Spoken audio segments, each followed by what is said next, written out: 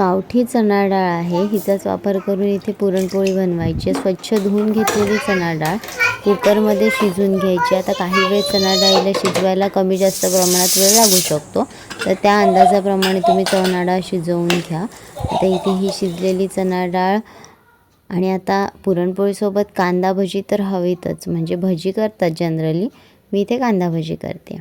तर कांदा भजी करण्यासाठी इथे पाण्याचा वापर नाही करणार आहे, म्हणून मग कांद्याला पाणी सुटण्यासाठी मीठ आधीच टाकून घेतलं आहे. आता हे कांदा बारीक बारीक जेव्हा मी कुचकरून घेतला तेव्हा त्याला पाणी सुटायला अजून मदत होते. कोथिंबीर, लसूण आणि इथे बेसन पिठाचा वापर करते. तांदळाचं पीठसुद्धा 2 चमचे घेतलं आहे, कुरकुरीतपणा येतो. जिरे घेतलं आहे, जिरे कुटून घेतलं लसणासोबत तर अजून छान लागतं, नाही तर असंही घ्या, छानच लागतं. त्यानंतर हिंग, हळद आणि इथेच लाल तिखट किंवा काश्मीरी मिरची पावडर वगैरे तुम्ही वापरू शकता, हिरवी मिरची. पण इथे मी तिखट भजी करणार नाही आहे, त्यामुळे पूर्ण तिखट स्किप केलेलं आहे. आणि आता जे कांद्याला पाणी सुटलं आहे ना, त्याच पाण्यामध्ये हे पीठ भिजवून घ्यायचं आहे. एक्स्ट्राचा वरून कुठल्याही पाण्याचा वापर करायचा नाही आहे, तेव्हाच होतं ती भजी कुरकुरीत. अशीच भजी आम्हाला आवडतात, त्यामुळे भजी म्हटलं तर मोस्टली मी ही प्रिफर करते करणं. आता शिजलेल्या चणा डाळीचं पुरण करताना पुरणपात्र किंवा चाळणीचा वापर करून पुरण गाळ केला जातं. इथे मी ब्लेंडरचा वापर करते. ब्लेंडरने शिजून घेतलेली चणा डाळ इझिली ब्लेंड होते आणि खूप मस्तपैकी त्यातल्या दाण्या दाण्याचं पेस्टमध्ये रूपांतर होतं आणि सोपं जातं करायला, जास्त भांडी भरत नाहीत. आता या डाळीची ब्लेंडिंग चालू असतानाच मी मध्ये थोडं थांबून जायफळ बारीक खिसून घेतलं आणि त्यामध्येच पुन्हा जॅगरी पावडरसुद्धा टाकली. आता काहींना गूळ पावडर, गूळ किंवा साखरही टाकतात, तर ते तुमचा चॉईस आहे आणि गोडवा किती प्रमाणात हवा आहे ते. आता ही मी चांगली ब्लेंड करून घेतलेली डाळ आहे, तर ही घेतली आहे मी कढईमध्ये हिला मला एकदा परतून घ्यायचं आहे. तर ह्या परतण्याच्या प्रोसेसमध्ये इथे तुपाचा वापर केलेला आहे मी. इथे आता वेलची पूडसुद्धा टाकली आहे. आणि सुरुवातीला जर काहींना पुरणपोळी खाल्ल्यानंतर पोटदुखीचा किंवा पचायला वगैरे त्रास होतो असा काही प्रकार होत असेल, तर जेव्हा आपण कढईमध्ये तूप टाकतो तेव्हाच एक ऑल स्पायसेसचं लीफ म्हणजेच तेजपत्ता, हा तेजपत्ता टाकला ना तर पोटाला त्रास होत नाही. नंतर मग तुम्ही टाकू शकता, पण हे करू शकता, किंवा तेजपत्ता तुम्ही डाळ शिजवताना सुद्धा टाकू शकता.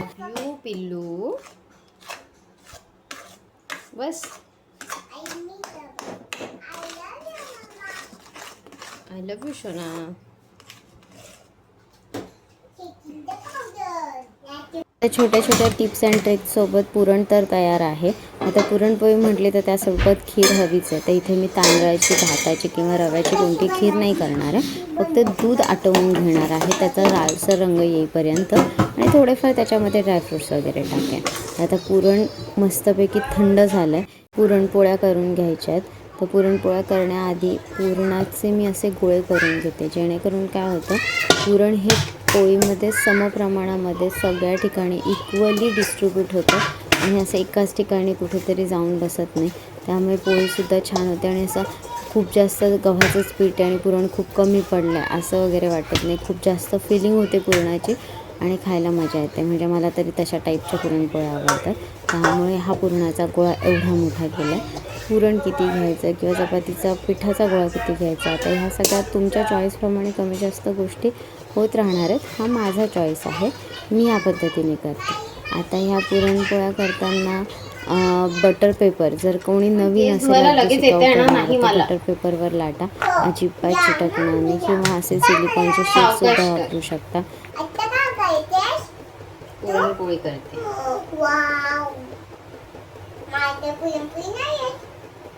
का नाही येत, तू छोटी आहे ना अजून, म्हणून नाही.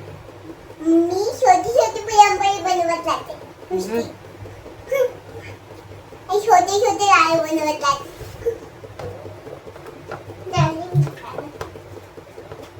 पप्पाने तुपाचा डबा आणला का? पप्पाने तुपाचा डबा आणला की नाही? विचार त्याला.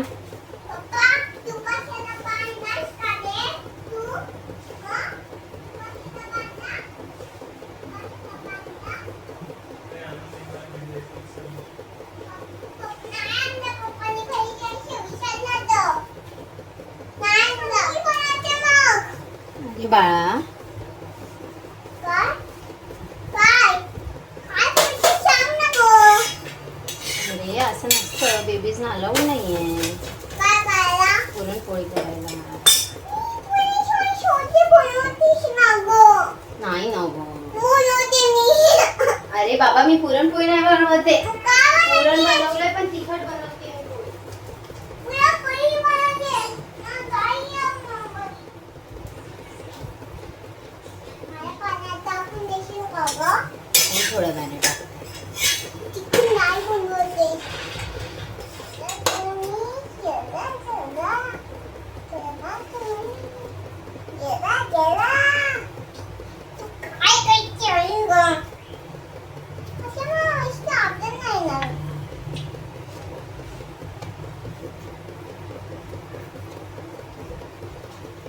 माझी गंदे गोष्ट आपल्या नाही मग. बरं.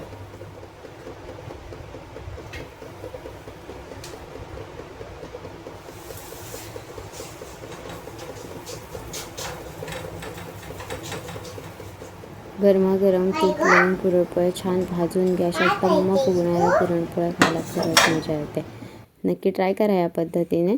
आता हे आहे आपलं भज्यांचं पीठ. यामध्ये मीठ आणि थोडंसं, कारण आता बऱ्यापैकी पाणी सुटलं त्या कांद्याला, तर थोडं मला पातळ वाटतं आहे, त्यामुळे मी त्यामध्ये पुन्हा थोडंसं तांदळाचं पीठ ॲड केलं आहे, मीठ टाकलं थोडंसं. आणि आता हे आपण भजे करायला घेणार आहोत. खूप पाणी सुटतं कांद्याला. जर आधीपासून करून ठेवलं तर एक थेंबही पाण्याची गरज पडत नाही. आणि त्या कांद्याच्याच पाण्यामध्ये जेव्हा भजी होतात ना, तेव्हा खूप छान लागतात आणि खूप कुरकुरीत होतात पाण्याचा वापर न करता केलेली भजी. ह्यांना खेकडा भजीसुद्धा म्हणतात. आता हा पुरणपोळीचा बेत होता, खास करून आमरसासोबत पुरणपोळी कशी जाते बघण्यासाठी, कारण बऱ्याच ठिकाणी आमरसासोबत पुरणपोळी केली जाते. आता हे काय कॉम्बिनेशन आहे याआधी तर मी कधी ट्राय नव्हतं केलं, म्हणून मग आमरस पुरणपोळी, आणि अगदीच ते कॉम्बिनेशन नाही आवडलं तर म्हणून मी दूध आटवून ठेवलं होतं आणि भजी. आणि आता आमरस आहेच केलेला, तर मग थोडीशी पुरी पण. मग आमरस पुरी, पुरणपोळी प्लस आमरस, जे कॉम्बिनेशन मला ट्राय करायचं होतं. किंवा मग आटवलेलं दूध आणि पुरणपोळी तर मला आवडतेच, आणि पुरी आणि आमरस तर माझं फेवरेटच आहे. नाही काही झालं तर पुरणपोळी आणि तूप, वाव.